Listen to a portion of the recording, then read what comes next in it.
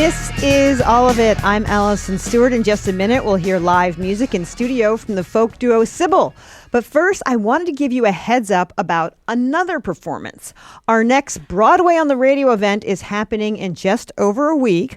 On Thursday, March 19th at noon, it features the cast of a star-studded Broadway revival about a Cold War love triangle. It's Chess the Musical. The show's 3 stars, Aaron Tveit, Nicholas Christopher, and Leah Michelle will all be here at the WNYC Green Space performing live. We'll also have the show's director, Michael Mayer, and book writer Danny Strong here as well. Go to wnyc.org/chess to get more info and to buy your tickets. And if you can't make it to this event in person, don't worry. You can also tune in for free live on the radio or via our live stream on YouTube. Again, that's wnyc.org/chess. Now let's get this show started with Sibyl.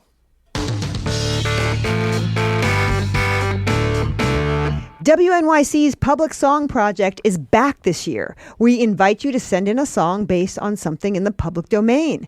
This year, we're teaming up with the Internet Archive to share your songs with millions of people who visit their playlists every day.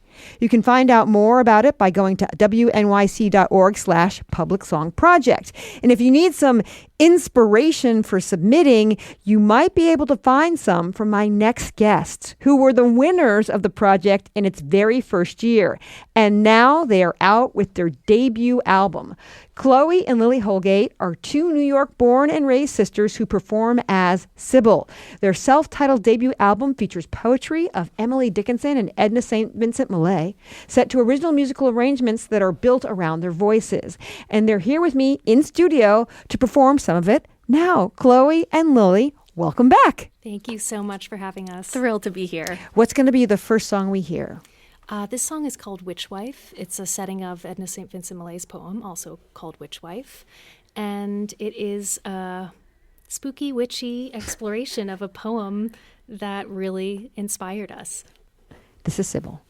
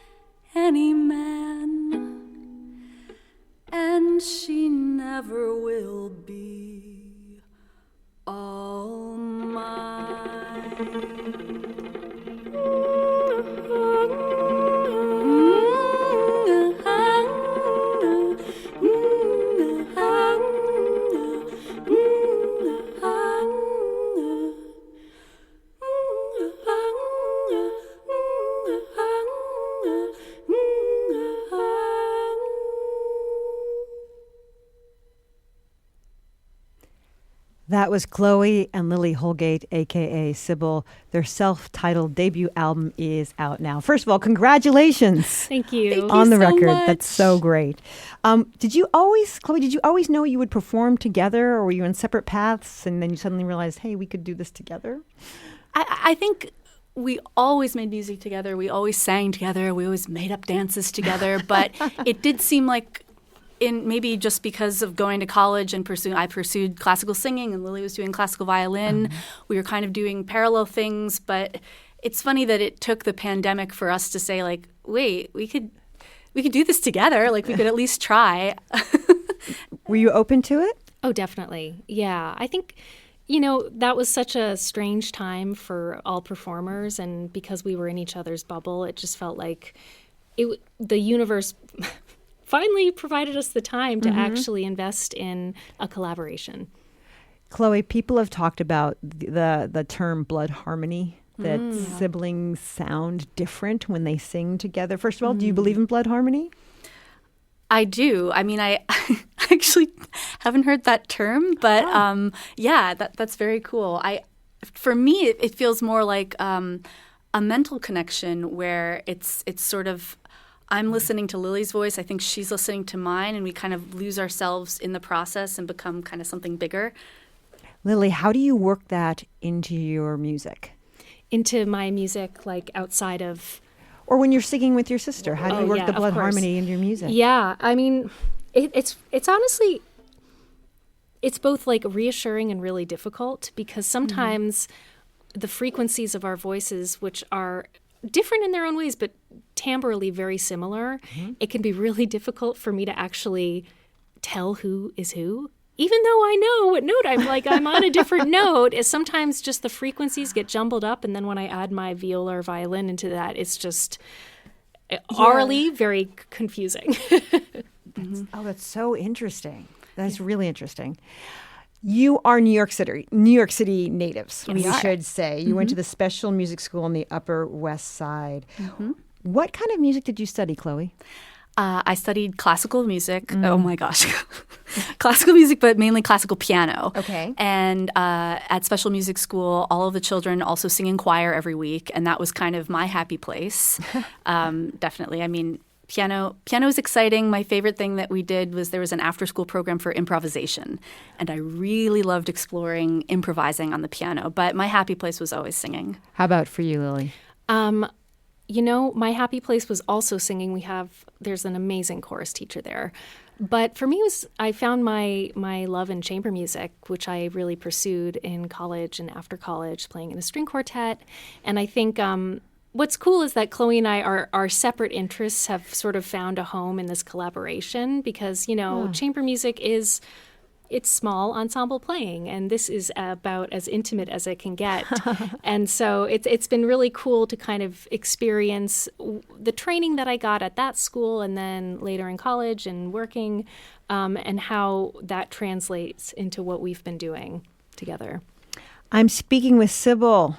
They're otherwise known as siblings, Chloe and Lily Holgate. Their self-titled album is out now. The album is centered around the poetry of Emily Dickinson and Edna St. Vincent Millay.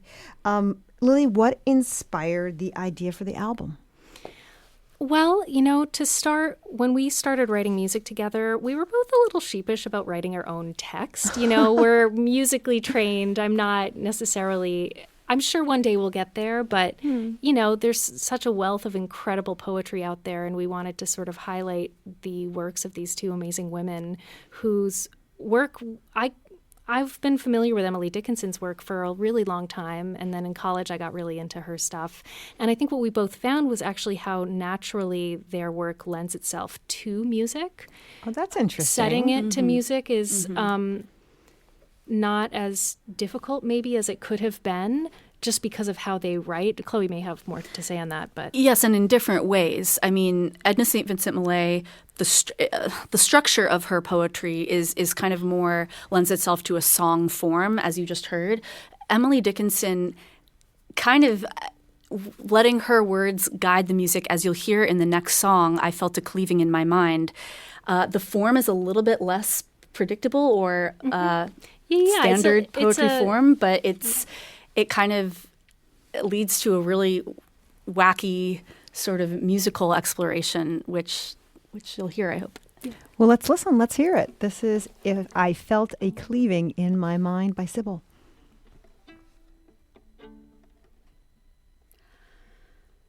I felt a cleaving in my mind. I felt a cleaving in my mind, as if my brain had split. I tried to match it seam by seam, but could not make them fit. I felt a cleaving in my mind. I felt a cleaving in my mind. I felt a cleaving in my mind. I felt a cleaving in my mind. I felt a cleaving in my, felt a cleaving in my, felt a cleaving in my mind,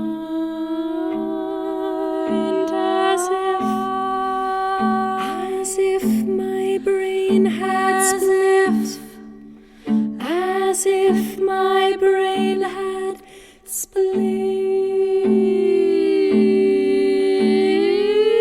I tried to match it seam by seam, but could not make them fit.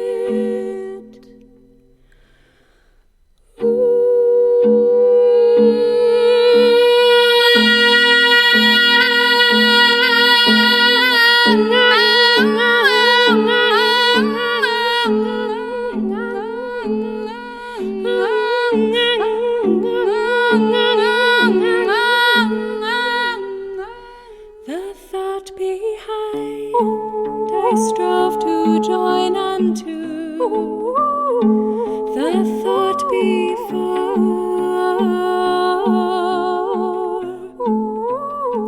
but sequence raveled out of sound like balls upon a floor.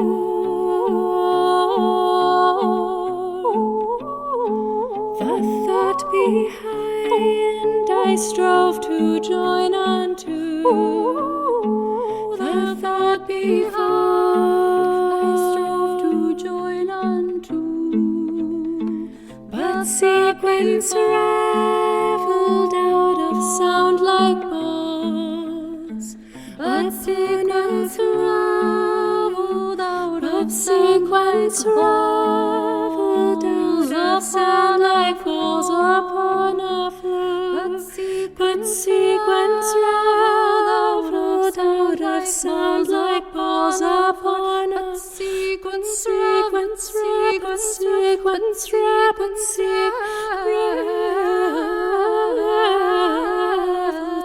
out of sound out of sound out of sound. That was Sibyl. I Felt a Cleaving in My Mind by Emily Dickinson, set to music by my guests Chloe and Lily Holgate. Their self-titled debut album is out now. Chloe, do the poems lead the music, or do you have pieces of music and you find a piece of poetry just it lights off a bulb in your head and aha, that's the right song? No, the poetry leads to the music, absolutely. Sometimes there have been, like, the one that you'll hear next, I think Lily came up with a really beautiful harmonic bed of sound, but the poetry absolutely is what led to us finding the melody. And with Cleaving, all of it came from the poetry, and I think setting it to music led to a deeper understanding of the poem. And I think it's all really inspired by the poetry. Now, Lily, you're both sopranos. Mm-hmm. What does that mean for you in terms of how you arrange the songs? Yeah, that's a really good question, because I think as we've gone along, we've been trying to figure that out. And, for as similar as we sound, we do have very different voices. And Chloe's she's a trained singer, so she has certain skills that if I was trained, maybe I would have too. But, we lend different qualities to our sound together, even though we are both sopranos. So I think what we've been trying to do is write more to my strengths and her strengths. Mm-hmm. And that's taken a while to figure out. We've done a lot of part swapping where all of a sudden... just swapped parts. Because it's like, today this isn't feeling so easy for me, you do it. Yes. So we've done that a lot as well, but we're finding our way. So you have a couple of songs that are not Emily and Edna related on the Correct. album. Mm-hmm. Why do they make sense alongside these two great poets? Oh, that's a great question. Well, we have a folk song, "I'll Fly Away," and we have "Down in the Willow Garden," which is a murder ballad, which was a project that we thought we wanted to explore. We thought we wanted a whole album of murder ballads, but they're too dark. It was too much to sit in that all the time. Although I think, Lily, do you want to talk about kind of what the poetry explores as far as mental health? Yeah. The poems we chose are very reflective of course, like things in our own life, struggling with depression, for example, or anxiety, and trying to find work that really speaks to something personal within each of us. And something about the traditional songs that we arranged weirdly complements those texts, whether it be like, okay, it's a murder ballad, it's a story of a woman being murdered and wanting to give voice to these women poets, and then explore our own female voices and our own struggles. Like, there's kind of a mashup of exploring female voices, I think. There's a lot of this. Tension and release. And with the murder ballad, it's kind of giving voice to the voiceless. It's told by the point of view of the man that killed this woman, Rose Connolly. But because we're two female singers, there's something kind of eerie about it, but also like, we're telling her story now. Yeah. And then with "I'll Fly Away," it's kind of the opposite. It's like a release at the end of the album. Yeah. The last song you're going to perform is the same one that you won the Public Song Project with in 2023. Yes. Any tips for people submitting songs to the Public Song Project now? Any advice on how to find something that inspires them? Ooh. Well, I think, for me, something that's always important is like, does it tell a story? Yeah. And is it a story that speaks to you?